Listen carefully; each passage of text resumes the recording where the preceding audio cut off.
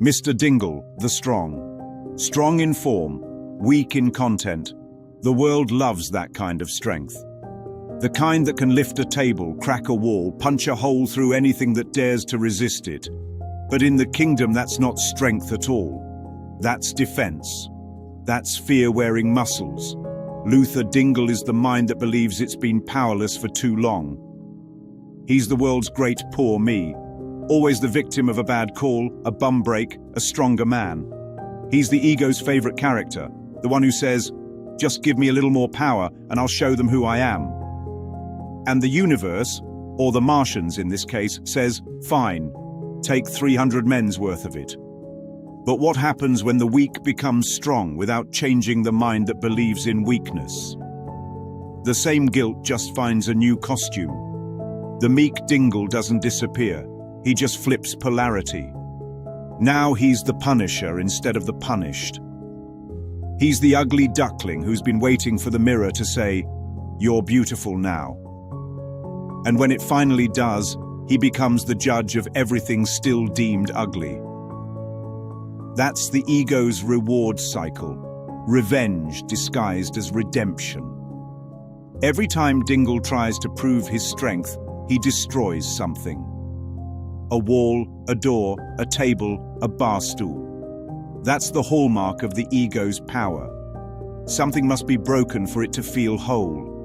Someone must lose for it to feel strong.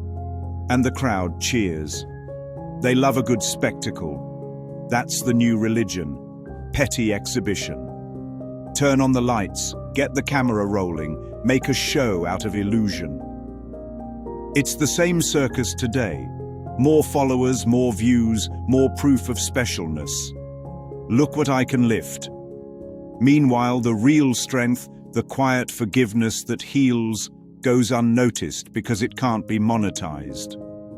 The Martians pull the plug not out of cruelty, but correction.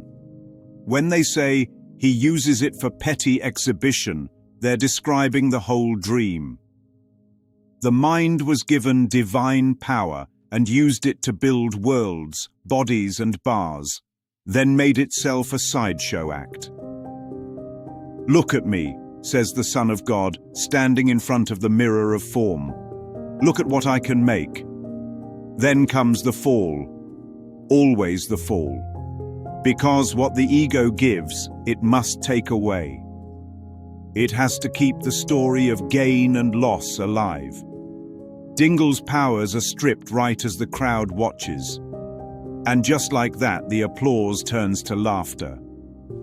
The same hands that praised now point and mock. That's what happens when you build identity on perception. The moment perception changes, so does your worth. The mind that chases strength in form will always end as a joke. It can't help it. Because form can't hold truth, it leaks. Then come the Venusians, ready to upgrade him again. Not strength this time, but intelligence. The ego loves variety. When muscles fail, it pivots to intellect. It says, "Fine, I'll be smarter than them." But the goal hasn't changed. It's still separation, still better than, still different from. So Dingle the dumb becomes Dingle the genius, but it's the same trap. The same self trying to outshine its brothers. The same vacuum salesman now just selling thoughts instead of machines. Ah yes, the vacuum cleaner. There's the symbol hiding in plain sight. He sells suction. He peddles the illusion that dirt can be removed while leaving the floor intact. He thinks he's cleaning the world when he's really just rearranging dust.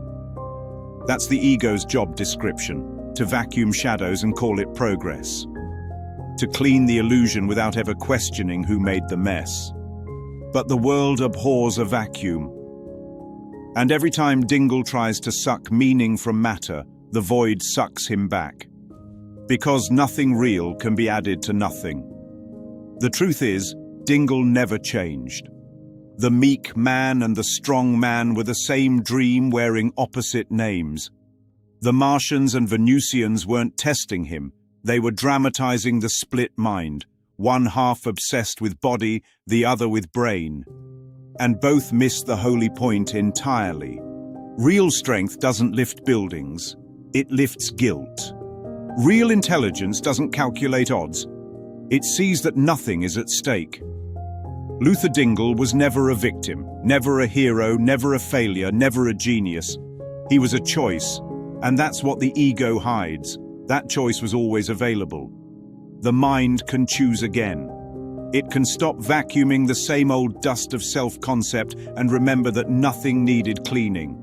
When Rod Serling says Dingle lives his life with one foot in his mouth and the other in the Twilight Zone, he's naming the human condition.